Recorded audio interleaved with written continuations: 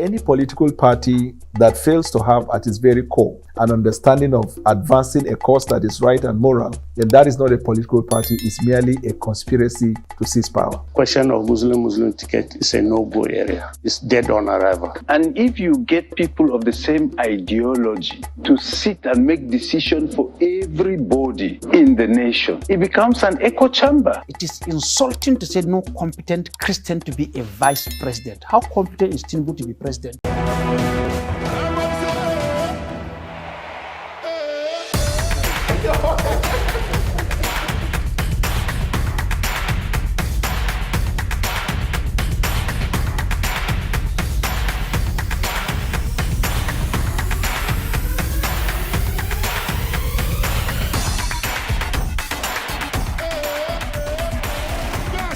Now, some people have argued that, this is not the first time this is happening. We've had an Obafemi Awolowo floating a Christian ticket, and Moshood Abiola, MKO, had done likewise with Kingibe in 1993. Well, I would say that position can easily be dismissed because you want to ask yourself, was Nigeria this polarized along religious and regional lines? No, it wasn't. It wasn't. Nigeria, to a large extent, still had, our innocence. But now we've lost that innocence, and you can't even blame Nigerians. You want to look at the prevalent realities. You want to look at the happenings in the last 6-7 years under the current president, Muhammadu Buhari. Then you can understand why Nigeria is exactly where it is. The mutual suspicion, the mutual distrust, and you really can't blame Nigerians for all of that. So you see that 2023 is not 1993. Neither is it First Republic or Second Republic or the Third Republic. So in the midst of all of these divisions, it then baffles me how the APC is able to come up with the decision to float a Muslim ticket.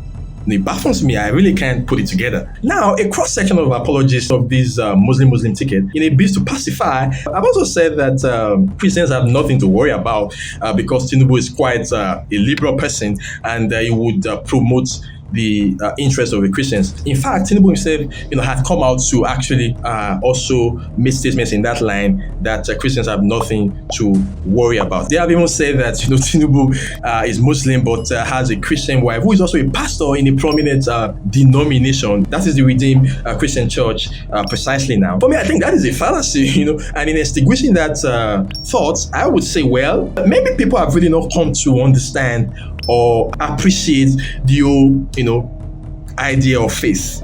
Faith is a serious matter, So why do you think any Christian would take, Tinubu serious? Why do you think I in particular will even take Tinubu serious as a person of faith? If a Muslim will have to marry a Christian. So is that supposed to add to his credit or discredit him? Well, I don't know. I want to hear your opinion. Does it add to the credit of a person? If you are a member of a faith and then you are able to go as far as having a partner, a spouse who is a member of another faith, a faith that usually are at variance. So I don't know if that adds to the credit of Tinubu, but for me, I don't think it does. Now, let me state here categorically, faith is not like the Nigerian polity. We have had to deal with, this cross-carpeting where people can just wake up and move from APC to PDP today and then PDP to APC tomorrow, like that, cross-carpeting, all of that. And they can even emerge as, the candidates of the new party, overnight, in a matter of days. Faith is not like that. As much as I would encourage peaceful coexistence, tolerance, and all of that, I have, Muslim friends, so, but that is not to say that, you cannot have, Muslim and Christians getting married and having spouses. Of course, come on. Because faith doesn't work like that. Faith doesn't work like that. People take their faith seriously.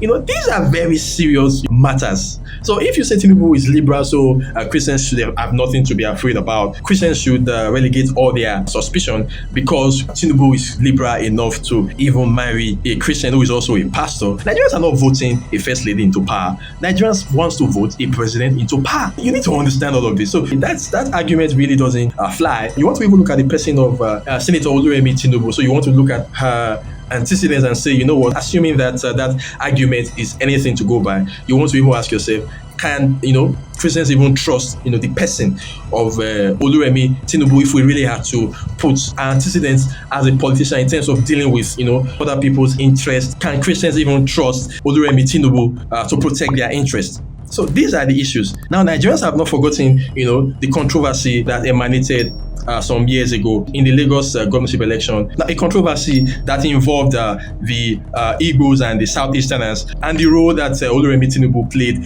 in all of that. So you want to ask yourself, assuming the argument is anything to go by, that truly, Tinubu's wife is a Christian, is a pastor, and Christians have nothing to fear. Looking at that antecedent, will the Christians actually even buy that argument? When you say Tinubu is liberal, then a cross-section of Christians may want to ask you, will Tinubu not be too liberal to protect Christian interests? A number of times, matters of faith usually fall within the conservative line. And then you want to ask yourself, the liberal Tinubu, will he, be in a place to understand, the sentiments and be able to comprehend and be able to really, protect and, stand for the Christians when the need be. Now, this is a conversation, these are the issues emanating in the polity, and these are the various insinuations. And these are the arguments, being put forth. And I'm just trying to situate them and trying to see, if some of these arguments, especially for Muslim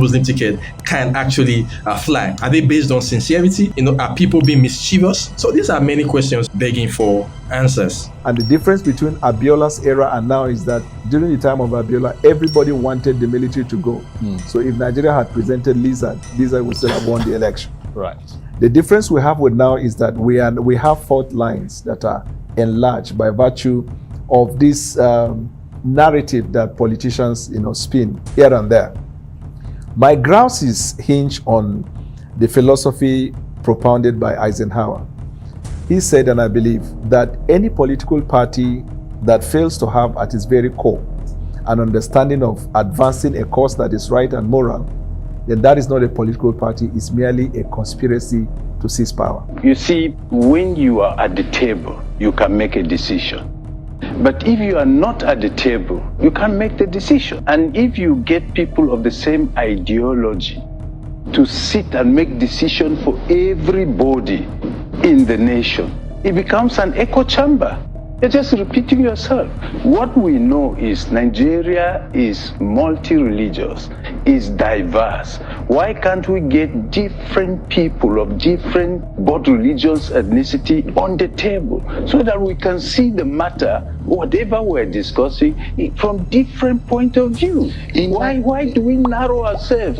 Now, in rounding up this conversation, I also want to look at it from another angle. Christians can complain, and all of those, people of faith can, complain of the dominance of one religion and, agenda and all of that. Is there a way that, Christians themselves have also contributed to this development? Are there things that Christians could have done, before now to avert all of this? I wanted to see this video of a chieftain of the APC on Channels TV recently. There are some points I want to draw from there to drive on my point. We have the population spread in every state of the north. If the difference is the Muslims participate more in politics than the Christians. Why so? Because of the teaching of the Christians in the past. The Christians have been taught that politics is a dirty game. And so they don't stand for elections, nor do they campaign to be elected. And many of them don't even go out to vote.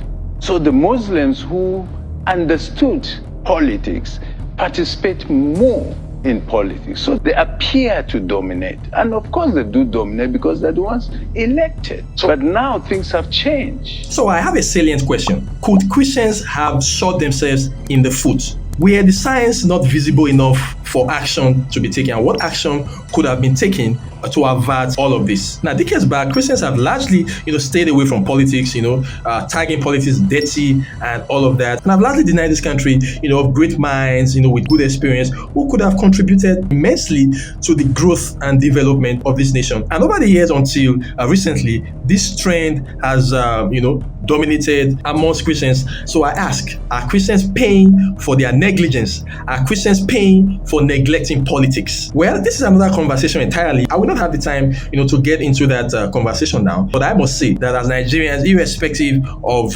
faith, whatever divide, ethnic divide, regional divide, we fall within, we must take our citizenship seriously. And in talking about citizenship, we're also talking about, the polity. We cannot ignore politics. Politics is too important to be left. Otherwise, a time will come when you will just find yourself, at the very bottom of the equation when it comes to power structure and, influence and getting things done. So this is a wake-up call to all the sections of the country, whether Christian, Muslim, regions, north, south, east, west, and whatever. I think one thing that I am particularly excited about is that this 2023 election, the conversation has really stirred the interest, and you're seeing people who before now are usually apolitical are now beginning to show interest in the polity. And I think that we must not just reduce this to 2023 alone. We must sustain it going forward, because no nation will develop without our citizens having interest and participating in the polity, especially not democracy. Democracy thrives in having people participate. It is built on participation. That is why it is called the participatory governance. So I want to restate, Christians, church people must begin to take, their Nigerian citizenship seriously. And politics is not more dirtier than you working in any government establishment. Politics is not more dirtier than you work in a public institution. Politics is not more dirtier than you going out there to do business. Politics is just what it is. Politics may not necessarily be as dirty as you think. And even if we come to the conclusion that it's actually quite dirty, the question is, who's going to make it clean? It is you and me. So, a clarion call of the various sections and all peoples of the various sections and divide of the country to begin to show even more interest in the politics of this country. Maybe not necessarily as a politician, party politics and all of that, but you must show interest in the polity. We must critique. We must subject public officers, whether elected or appointed, to critique. We must follow the activities and we must show interest in how they govern us. So it's a clarion call on everyone, every Nigerian. Again, I restate that this is not about me making a case as a Christian. No, this is me speaking for a group that is seemingly being disrespected, disregarded, and maybe even being dominated. As a Nigerian, I would say Muslim ticket or Christian ticket, especially in prevalent Nigeria, is biased, is unfair, divisive, disrespectful, insensitive, intolerant, arrogant, and a slap on the faces of Nigerians. I consider it a rape of the Nigerian state and the straw that may break the camel's back.